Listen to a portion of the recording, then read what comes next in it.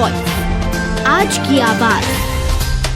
भाजपा प्रदेश अध्यक्ष आज इंदौर में मीडिया से रूबरू हुए, जिसमें उन्होंने कांग्रेस नेताओं पर जमकर कटाक्ष किए, जिसमें उन्होंने कमलनाथ से लेकर राहुल गांधी तक तीखे प्रहार किए। जहां उन्होंने कमलनाथ सरकार में वल्लभ भवन को दलालों का अड्डा बन जाने की बात कही, तो वहीं राहुल गांधी पर कटाक्ष करते हुए अपने जीन्स के अनुसार बात करने और लोगों का साथ देने की बात कही। वीडी शर्मा ने कांग्रेस पर तीखा प्रहार किया। वीडी शर्मा ने कहा कि देश में अलगाववाद का देने का काम कांग्रेस ने किया है। वहीं राहुल गांधी को लेकर उन्होंने कहा कि जैसे जीन्स है वह वैसी बातें करते हैं। इसके साथ ही कमलनाथ दिग्विजय सिंह पर भी वीडी शर्मा ने जुबानी हमला किया। वीडी शर्मा ने कहा कि प्रदेश में कमीशन खोरी कमलनाथ और दिग्विजय सिंह दोनों ने प्रदेश को लूटने का काम किया है।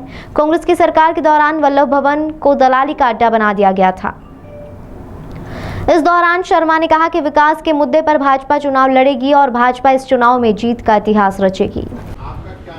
अगर कमीशन खोर कोई व्यक्ति इस मध्य प्रदेश के अंदर था और है गौरव जी, तो वो श्रीमान कमलनाथ जी हैं, श्रीमान दिग्विजय सिंह हैं। मैं पूछना चाहता हूं, वल्लभ भवन को अड्डा दलाली का किसने बनाया था?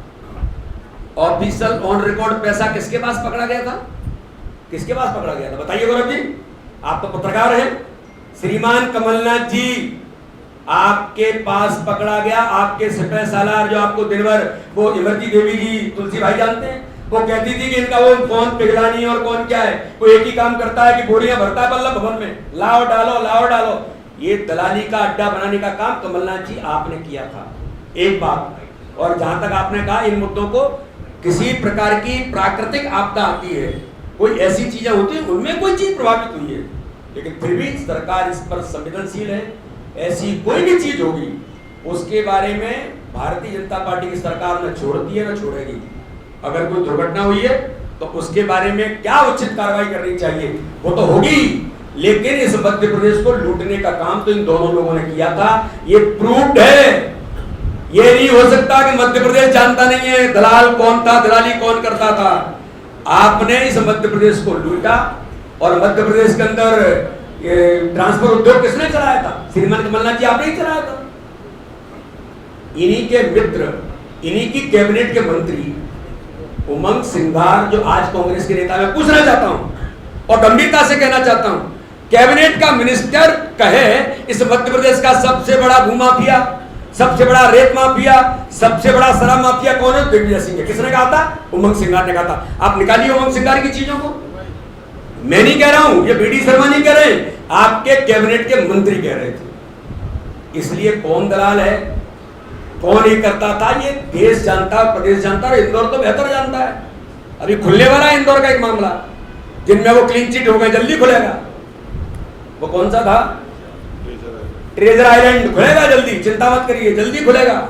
कि ट्रेजर आइलैंड में श्रीमान दिग्विजय सिंह जी आपको कैसे क्लीन चिट मिल गई, जल्दी मैदान में आएगा ये भी।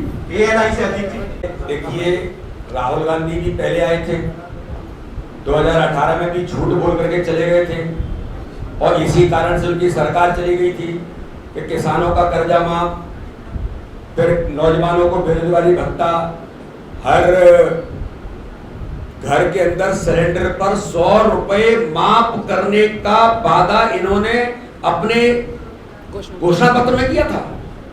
मीडिया के मित्र भी जानते हैं कि 1 रुपया किसी को किया क्या। सारे झूठ का पुलिंदा है, चाहे राहुल गांधी जी हैं, चाहे प्रियंका जी हैं, और सपने देख करके अगर राहुल गांधी जी 150 घोषित कर रहे हो तो उन्हें मुबारक है।